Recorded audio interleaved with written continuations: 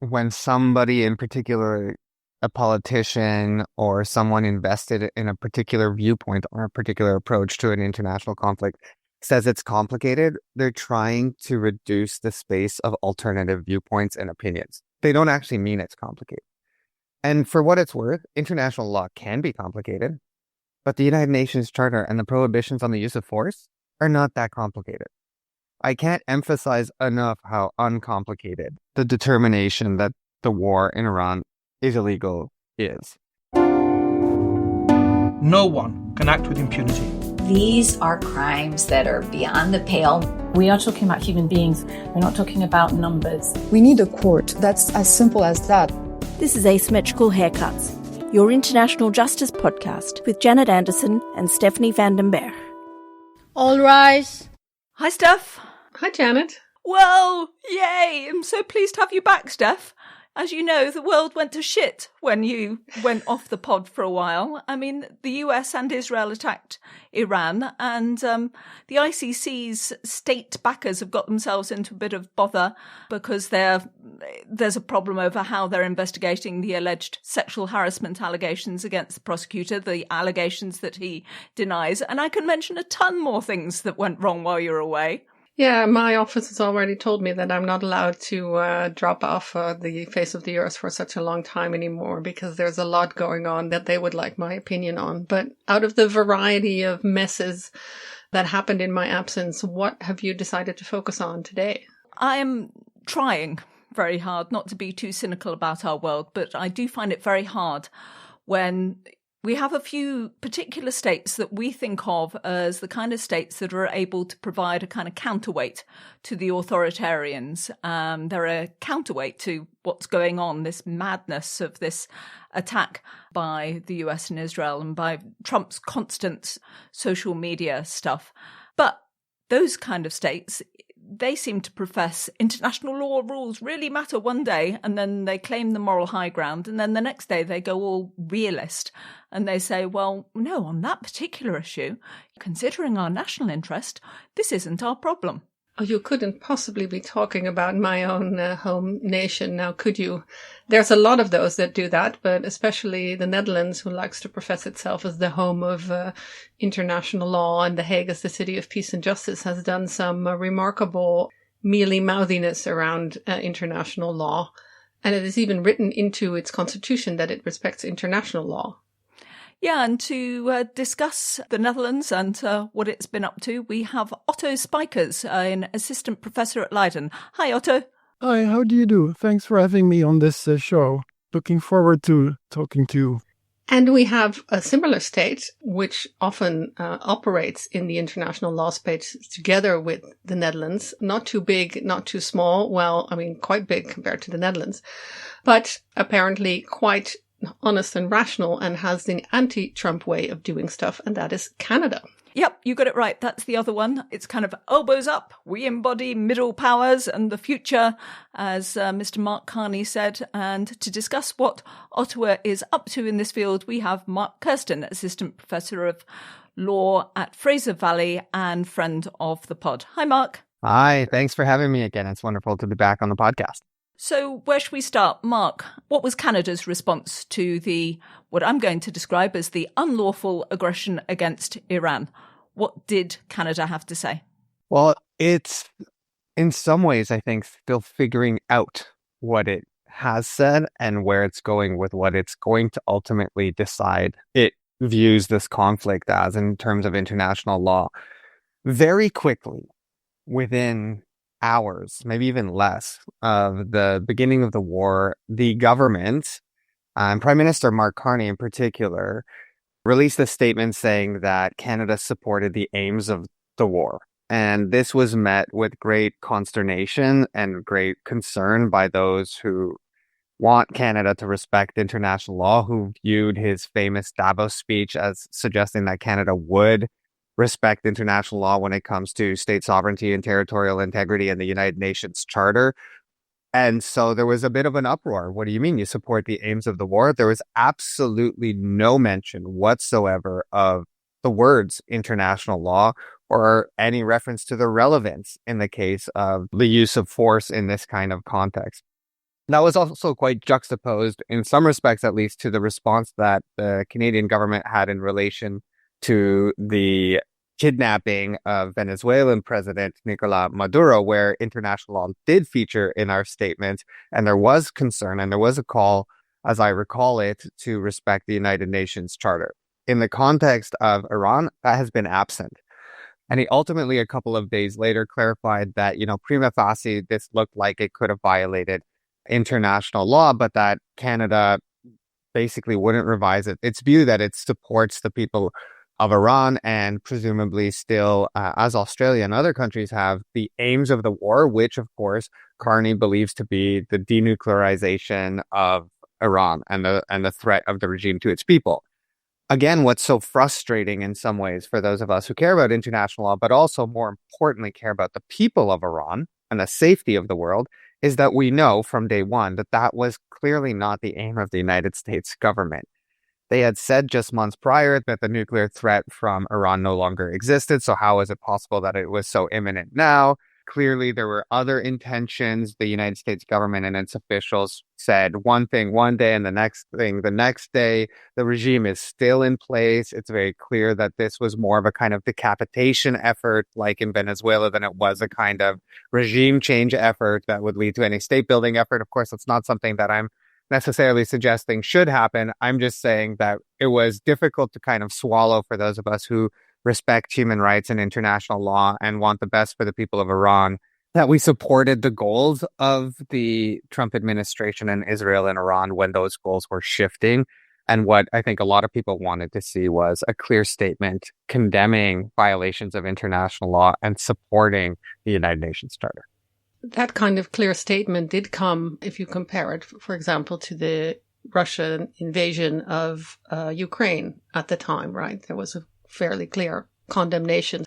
Absolutely. And that one, we're going to be talking and in some ways dancing around geopolitics this entire conversation, right? We're talking about the Trump administration. I'm sitting less than probably 100 kilometers away from the border. The Canadian Armed Forces are literally sharing with the public that they are gaming a potential invasion of the United States of Canada, and that Canada's approach to a U.S. invasion of the country would be literally, and this is reported in the news because they want Canadians to consume this information, Canadians would have to take the approach of the Mujahideen in Afghanistan. It's a real threat to Canadians, the existence of the Trump administration. And so I think if ultimately you wanted to boil this down into something very simple, why is there a hypocritical approach or a partial approach or an inconsistent approach? Well, we don't face that threat whatsoever from Russia. We are very close allies with Ukraine. We are not close allies with Iran for obvious reasons. And we are in many respects putting every single decision we take through the prism of how will Washington respond to it.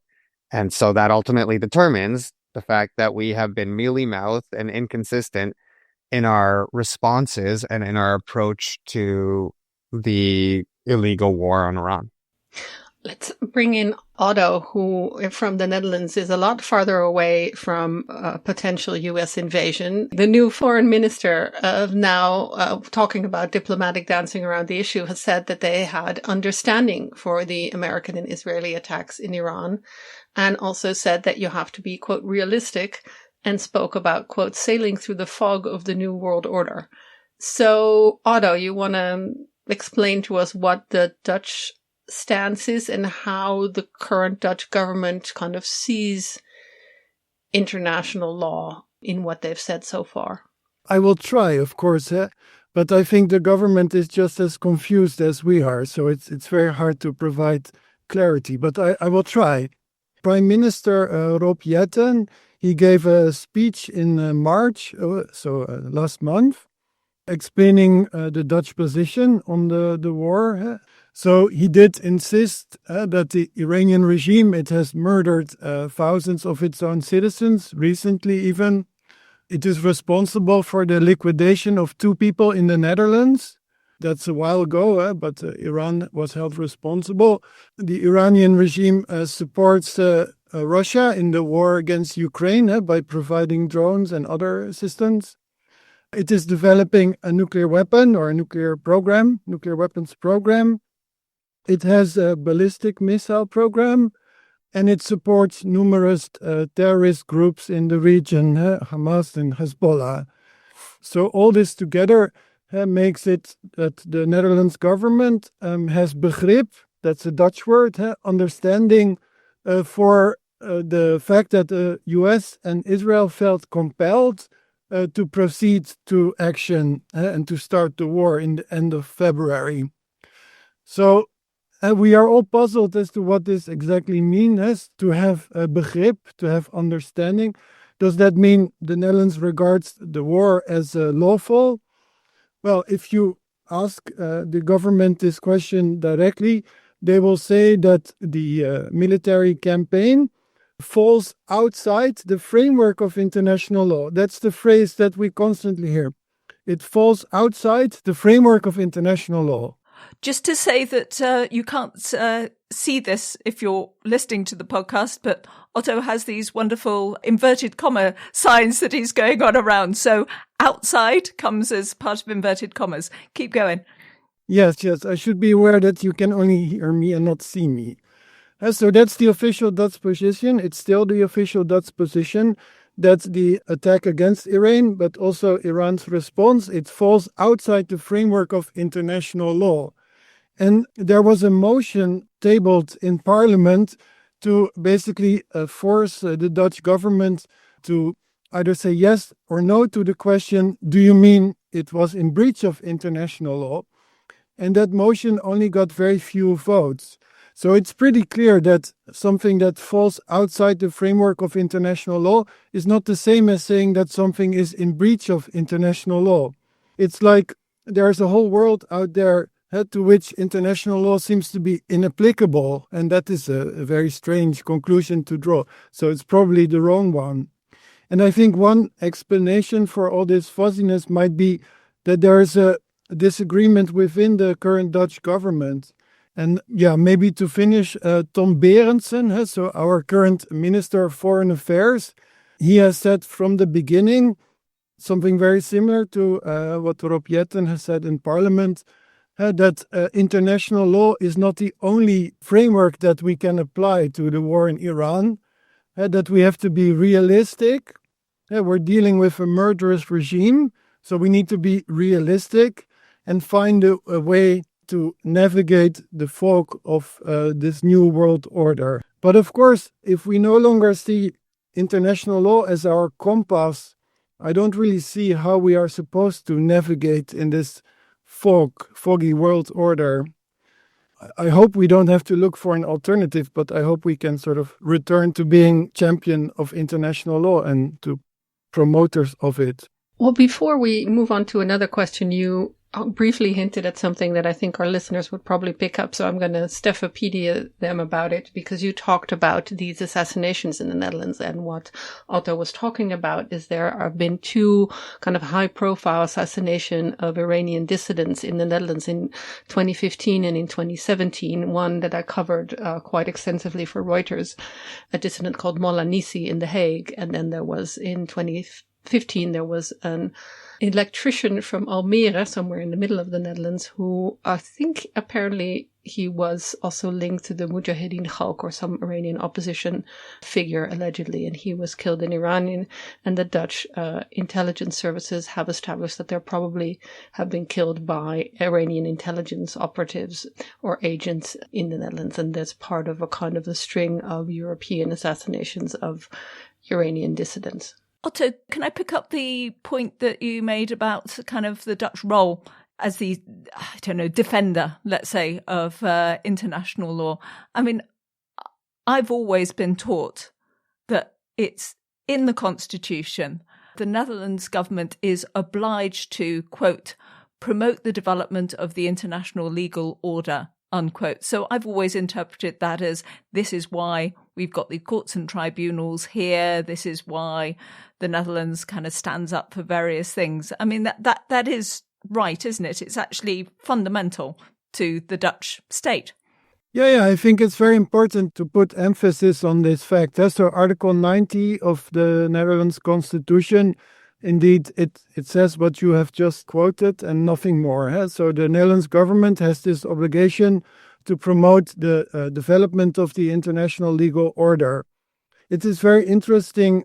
So in the 1980s, there was a proposal to get rid of this provision, to remove it from the Netherlands constitution. But then the VVD, the more right-wing liberal conservative party, was very vocal about keeping it because the VVD at the time felt that the Netherlands would benefit a lot from a more open global community and not so much insisting on sovereign independence and so on, but rather focusing on jointly realizing certain globally shared values and so on.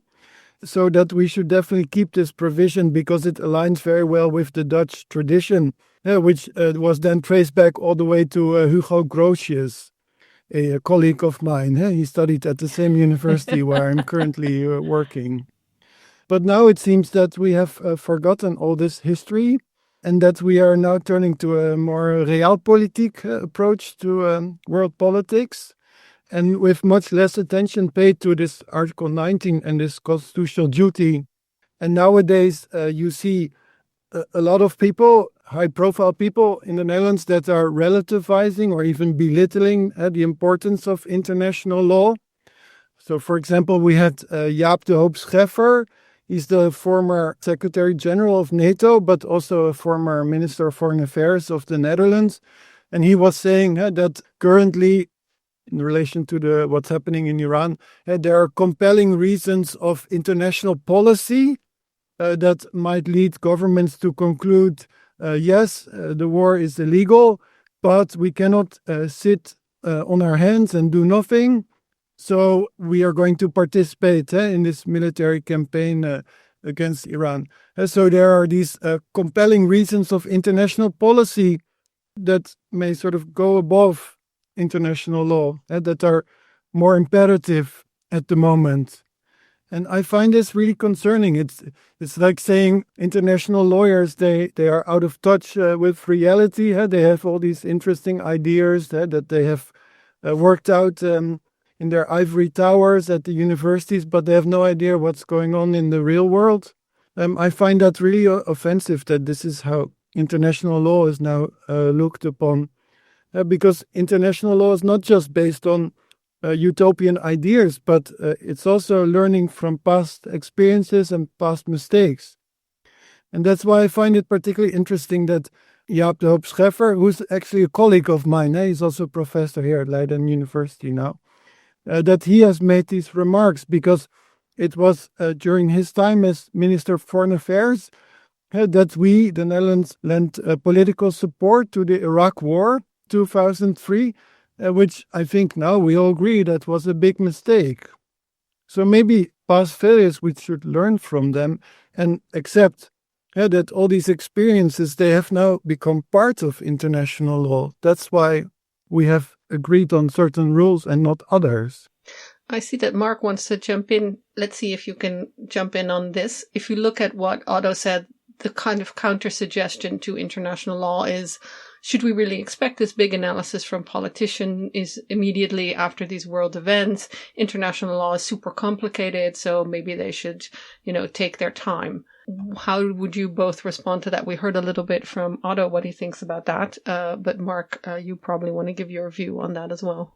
I always think that when somebody in particular, a politician or someone invested in a particular viewpoint already, or a particular approach to an international conflict, says it's complicated, they're trying to reduce the space of alternative viewpoints and opinions. They don't actually mean it's complicated. And for what it's worth, international law can be complicated, but the United Nations Charter and the prohibitions on the use of force are not that complicated. I can't emphasize enough how uncomplicated the determination that the war in Iran is illegal is. When journalists and others ask, I say the bombing of a school or a hospital, that can get complicated because you have to have the factual evidence. You have to put it through various tests that develop in international humanitarian law. If you think it's a crime against humanity, you have to really assess whether a particular attack is part of a widespread or systematic attack, you have to go through these tests. These illegal invasions aren't that complicated. They don't satisfy any of the criteria. And to Otto's point, I never want to shut out opinion, but I do think and we have these people here in Canada too, for those people who supported the war in Iraq and who publicly and openly and who haven't reversed their position on international law, they should kind of be disqualified from saying that the war in Iran is okay or the war in Iran is justified or legal, right? Because they haven't learned not only from international law and the massive consensus that the war in Iraq was illegal, but they also haven't learned from the horrific consequences that flowed from that. And so I think I'm not a huge fan of canceling people, but on this topic, they should be disregarded because they're not good faith commentators anymore. But Mark, he's the only commentator we have who was Dutch head of NATO until Mark Rutte. So it's the only person that we can trot out on Dutch television when these things happen, We need to have a person to ask these things. Right. And fair enough. But I think perhaps the media should say, we have now presenting someone who continues to believe that the war in Iraq was legal, when by consensus of the international community and international law scholars, it was not. What was your view now on this latest invasion? And if they say it's, give people context, because their intellectual trajectory matters. I have one more thing to say, but I want to hear what Otto has to say on this, because it's a slightly different point. No, I just wanted to make a small point here. I do think that the majority of the Dutch population actually does not share our view, but the other view, that international law, it's all very interesting, but we're dealing with a murderous, terrible regime, which is developing nuclear weapons, which is supporting terrorism all over the world. So how can they benefit from international law? That is, I would say, the majority view. Not our view is not the majority view, at least not in the Netherlands. Well, I think that's such an important point, because I see similar arguments being made here. I think the good faith ones, the ones that don't want to inherently dismiss international law immediately, are somewhat similar to the late 1990s Kosovo arguments around, the invasion is illegal, but it's legitimate, right? So it may not satisfy international law, but this is the end of international law's ability to protect people, and therefore violating international law in order to protect the Iranian people is a legitimate goal, and we can figure out the law stuff later. Again, I think what's wrong about that is that there's no evidence that this war is about protecting the people of Iran or helping the people of Iran. And that's not based on thoughts that we're dreaming outside of what people are saying. That's based on what the White House has repeatedly told us. That's not what it's about. It's very clearly not what it's about to the United States. So I think that's a very important part of the conversation, where I think that a state like Canada in particular, and I can't speak for others, but where a state like Canada is failing to, in a sense, articulate or perhaps even educate its citizenry, is that we as a state have a direct interest in upholding the prohibitions on the use of force. And we have a direct interest in upholding international laws regarding territorial integrity and preventing aggression. Because for the last year plus, we have received direct threats regarding our own sovereign territorial integrity. And, when you're a middle power and you don't have as much military might and you don't have as much diplomatic might, perhaps, as other states or other kinds of powers, international law becomes a critical tool to defend yourself and defend your friends around the world, your allies around the world, from these types of attacks.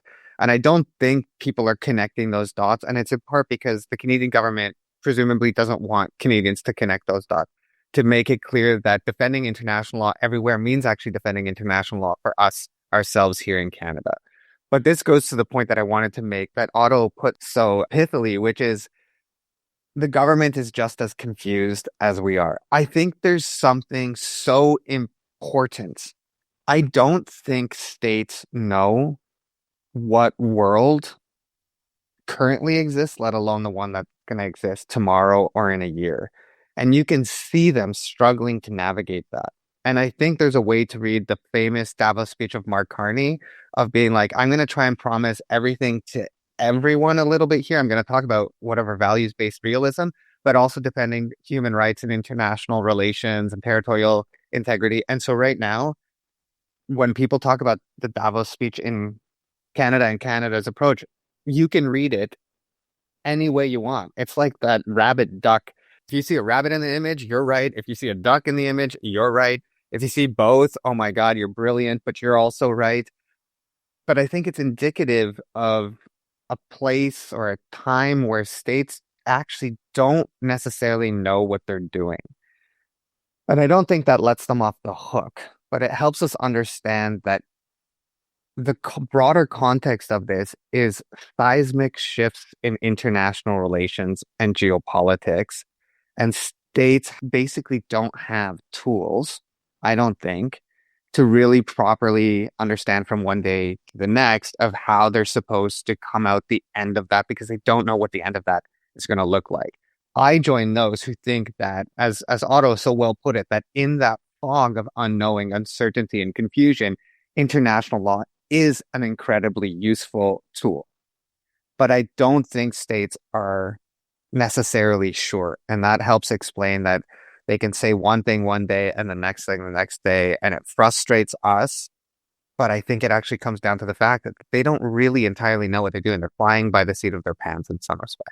The reason for doing this podcast is obviously what's going on with Iran, but it is also this sense of the middle powers-ness that I wanted to explore with you. And while I appreciate your kind of broad sweep, Mark, to explain, everybody's making it up as they go along, at the end of the day, what these middle powers are doing and saying seems to involve having double standards on specific issues and actual hypocrisy in the end. And it just means that we don't have a leg to stand on ourselves as to know who is actually going to bear, I don't know, human rights values, let's say, for the future. So I'm finding that very difficult, that because the world is shifting, that they don't seem to be able to stand by what they actually mean. Maybe, Otto, maybe you can respond to that as whatever you want to respond to what Mark had to say as well. No, the question is well timed, because that's exactly what I wanted to pursue. So Mark was saying, we do one thing one way and then we do the other thing the next day. And I agree, if you want to promote international law, you have to do it consistently and not call upon Russia to comply with international law, but not do the same with Israel and now US. So this issue of double standards. In the Netherlands, we are already sort of advised on this from 2024 onwards. Then we had an advice letter written by the Advisory Council on International Affairs, the Adviesraad Internationale Vraagstukken. It's a council that advises the government. They wrote an advisory letter to then Minister of Foreign Affairs, Casper Veldkamp, urging the Netherlands to be more active in promoting international law in the Israeli-Palestinian conflict. And in that letter, the Council explicitly advised against using double standards in our efforts to promote international law. Being even more explicit, more concrete, the Council compared our efforts with regard to Russia, compared them with our efforts, or lack thereof rather, with respect to Israel. And then they drew the conclusion that rules are applied only when they align with our geopolitical interest, and that is damaging.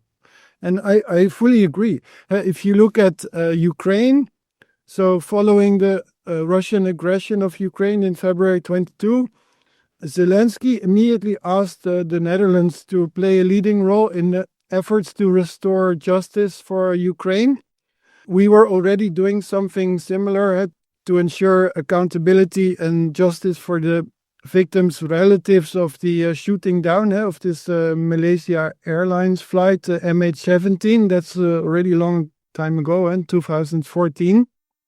So the Netherlands, of course, immediately responded very positively to Zelensky's request and offered to help create a compensation commission to award compensation for damages resulting from Russia's aggression against Ukraine. And the government explained its enthusiasm to cooperate by referring to Article 90 of the Dutch Constitution and the profile of the city of The Hague, where I'm currently residing, as the international city of peace and justice, and as the seat of a wide range of international courts, the International Court of Justice, International Criminal Court, various other courts and tribunals, basically suggesting, of course, this compensation commission for Ukraine should be based in The Hague. But why is there no compensation commission for Gaza? Why be so selective? I think that is extremely problematic. Can I just jump in for one quick point on this, which is that I think what Otto is pointing to, and I think we cannot forget, is that there is no golden era of consistency of middle powers on international law that we can look back to. One of the things that I think the Davos speech said that was helpful was nostalgia is not appropriate. We shouldn't be looking, back and harkening back to some great past, right? It doesn't exist. Canada, the Netherlands, and other middle powers have always been inconsistent on international law. And I think the most obvious is that for the last number of decades, at least Canada has been very inconsistent in relation to situations like Ukraine or Syria versus the situation in Palestine. That has always been our primary double standard. And so I don't think you can look back and say, oh, well, we were once not hypocritical, but now we are hypocritical, or we didn't have double standards, now we do. We always have. The reasons for them may have changed, but we continue to have them. Can I ask Mark a question? Yeah. Okay, but then I want to talk about the ICJ and the Gaza case. Just a very brief question to Mark, because I get this question a lot. So if you have a constitutional obligation to promote the development of the international legal order, do you think you need to do this consistently, or can you be selective in this efforts to promote international law? It's a great question. I would ask the Dutch constitutional law scholars. And it's such a good point. And I mean, we're in this muck of the politics of international law and the politics of law. And this kind of goes back, at least, I'm not going to properly answer the question, Otto, unfortunately, but it goes back to something that you said, which I think is so important, which is there is a lot of people, perhaps even the majority of people, who are okay with international law being violated if it means that the Iranian regime is displaced. And so politicians are going to listen to that. Politicians are going to be attentive to that. Politicians are going to be attentive to their diaspora communities. In Canada, the Iranian diaspora community is phenomenal. It's very large. It's very powerful in terms of its advocacy. It's very impressive. And now it's also got to listen to the Lebanese diaspora, which is similar, which is a different kettle of fish. And I'm sure we won't get to that, but I think that's very interesting for Canada going forward, is what's happening in Lebanon. But so I think they take this information and they think, well, my goal is to promote and defend international law, but my goal is also to be elected next election. And to do that, I have to navigate diaspora politics and what's going to get me elected. And also, to a certain degree, what can I get away with? And to me, we can have these talks about international law for sure. And I think they're critically important. And at the same time, at least in Canada and the Dutch and Europeans as well, I don't envy the position of the governments, which have to say, well, do I take a strong stance on international law if it means that I get another 10% tariff and my people have less of an affordable life? How do you make that decision? Be strong on international law or weak on international law? To me, I think, again, the missing ingredient is that international law protects us as middle powers and smaller states. And that part of the conversation is missing and should be part of the political conversation as much as the legal one. But at the same time, I think this again goes back to your point, which is I don't know if states know the answers to these questions, because if they don't defend international law, tomorrow might bring 20% tariffs. If they do defend international law, tomorrow the tariffs may be withdrawn. or vice versa, right? We're dancing around these questions, and I think states, they no longer seem to behave in a way where they believe that an input will predictably lead to an output, because the United States in particular is so incoherent and chaotic. If we pivot for a moment to the International Court of Justice, the allegations of genocide in Gaza posed by South Africa in the case of South Africa against Israel, and what we recently saw from the Dutch government is that they announced that they would intervene in the case and essentially add their point of view, which is going to be, as I understand it, largely similar to the intervention they did in the Gambia-Myanmar case, which is that attacks on, I think, women and children and starvation and things can be underlying crimes for genocide. Is this, Otto, a kind of change of the Dutch new government? Because previous government was very kind of pro-Israel and supporting a lot of what Israel was doing in Gaza, or at least not condemning it, or just saying that they should keep to international law, but seemingly not wanting to say that they potentially broke international law in what they were doing in Gaza. So just before the deadline, that's already interesting, the Netherlands filed this declaration, a request to intervene in their case initiated by South Africa against Israel about alleged genocide in the Gaza Strip. And the Netherlands had earlier done so, requested to intervene in the case between Gambia and Myanmar about alleged genocide against the Rohingya minority in Myanmar. And of course, they requested to intervene in a genocide case between Ukraine and Russia. So one of the reasons would be, I think, to avoid being accused of double standards, because why intervene in those two cases and not in the other one? And also a reason to intervene was exactly to comply with Article 90 of the Constitution, this duty to promote international law. That's not my opinion, but that's one of the official reasons why the government chose to intervene.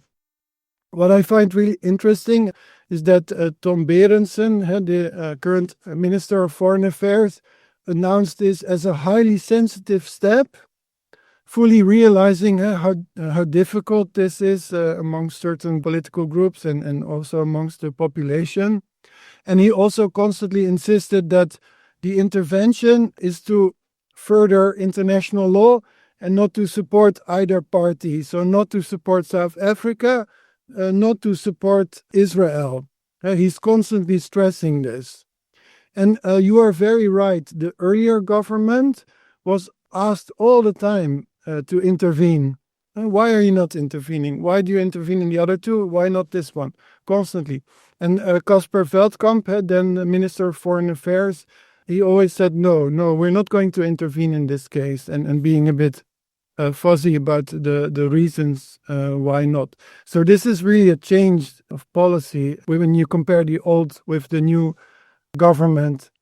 What exactly is what the Netherlands wants to get out of this intervention? So for me, they just have some questions about how to properly interpret and apply the Genocide Convention. So they're not addressing any factual issues at all.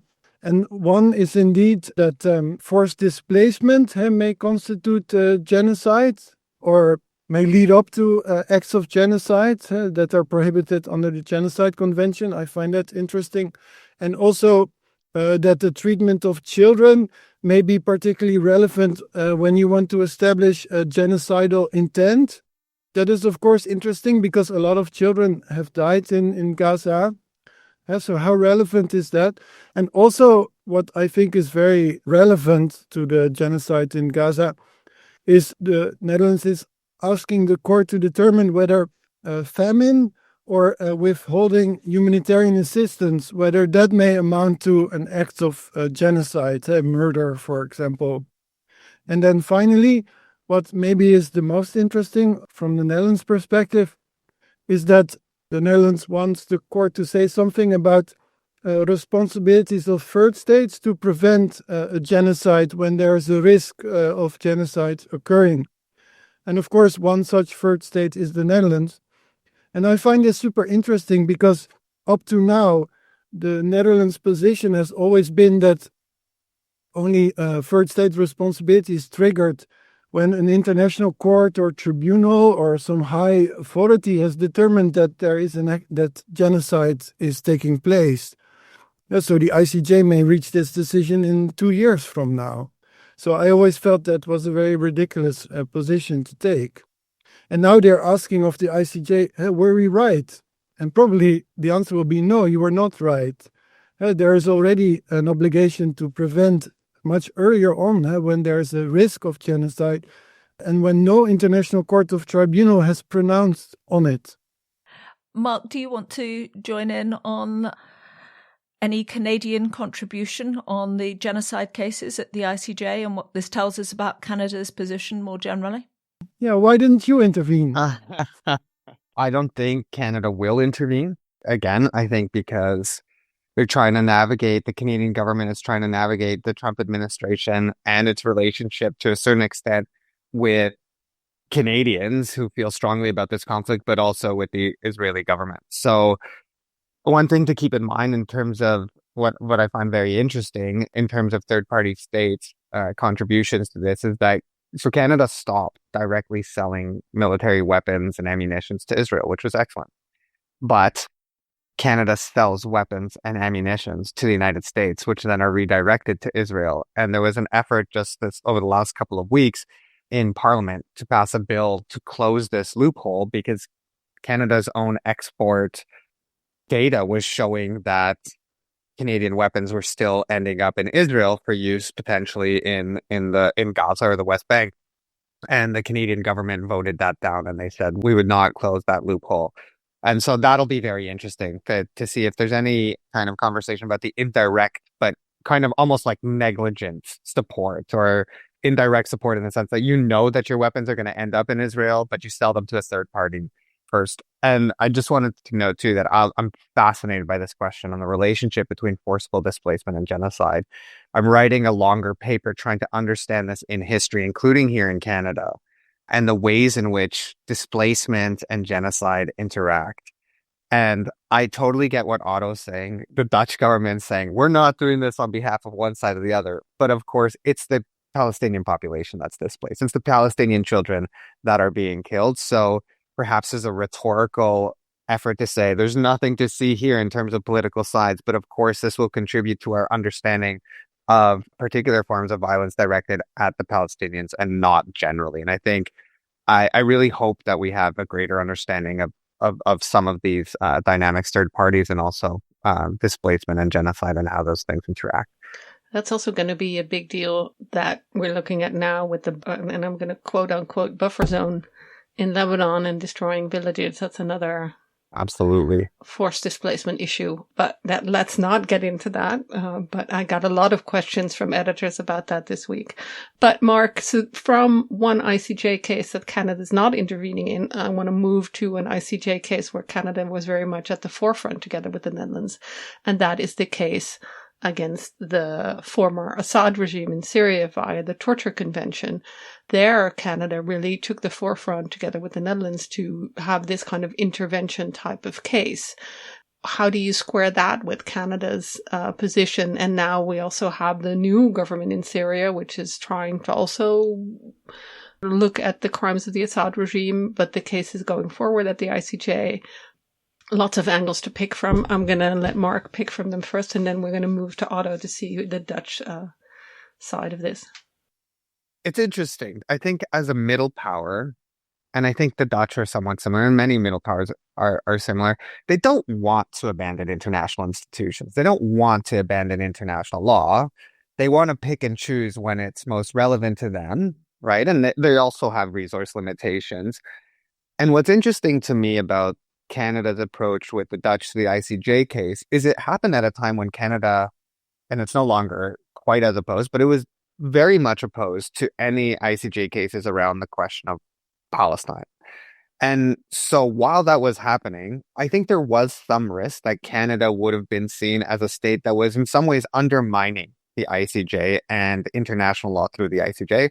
And then they come up with this critically important case in relation to Syria, And I think aside from the merits and the substance of the case, I think one of the important things that signaled that Canada actually would still go to the ICJ and use the ICJ where it thought it was appropriate to do so in order to achieve a degree of justice and accountability or whatever ended up flowing from this case. I do think it's very interesting that the government in Syria has changed, and I understand that there is at least some consideration of the possibility of Syria simply accepting, not kind of trying to go through the proceedings and fight back, but to accept the proceeding. And logically, that makes sense, right? It's in the new government's interest in some ways to say, yeah, the former government violated international conventions and a convention against torture in particular. It's a critical moment for them to invoke international law in the ICJ in a way to even further delegitimize the previous regime. Now, I'm not an expert on the ICJ by any stretch, but I don't know if that's ever happened. But I do hope that if it does happen, it is this kind of line drawn that demarcates this new government and potentially its commitment to not only the case, which is obviously about state responsibility, but perhaps to something even more meaningful for the people of Syria, which is reparations and transitional justice mechanisms, whatever they may look like, because they have to be appropriate to the people, and a degree of compensation or some form of concrete remedy for the people who experience torture in Syria on such a massive scale for the better part of 15 years. Otto. It is my understanding that Canada and the Netherlands have no intention to remove the case from the docket. But of course, it would be very strange if the current regime would deny that the Assad regime was engaged in torture. That would be very strange. So then the case may be about, indeed, reparations or guarantees of non-repetition. Or maybe the Netherlands and Canada just want to make this point that after a regime change, responsibility is not swiped away. What was once Syria is still Syria. It's a bit like Iraq. Iraq is still paying reparations for what was done under the regime of Saddam Hussein. But then I want to say something about Canada and the Netherlands initiating this case. It's very interesting. So you might think, yes, of course, the Netherlands does so, because we have this obligation under Article 90 to constantly promote development of the international order, etc., etc. But then you would have expected Netherlands to do this all the time. But this is actually the first time in the Netherlands history that this has initiated a case in the general interest or as a party to a particular convention, the Torture Convention. This is not a sort of tradition or habit that the Netherlands regularly engages in. But they do refer to Article 90 as one of the reasons why they took this initiative. And there's also a rumor that the Netherlands is preparing another case against Afghanistan for breaches of the Convention against the elimination of discrimination against women. But they first have to negotiate. It's one of the procedural hurdles you have to jump. Yeah, they took the procedural step to warn Afghanistan that they might bring the case, I think, so that then they have this note verbal exchange, the thing that always happens, and then you negotiate under the treaty. Yeah, you have to do this under the convention. So it's very rare. It is unique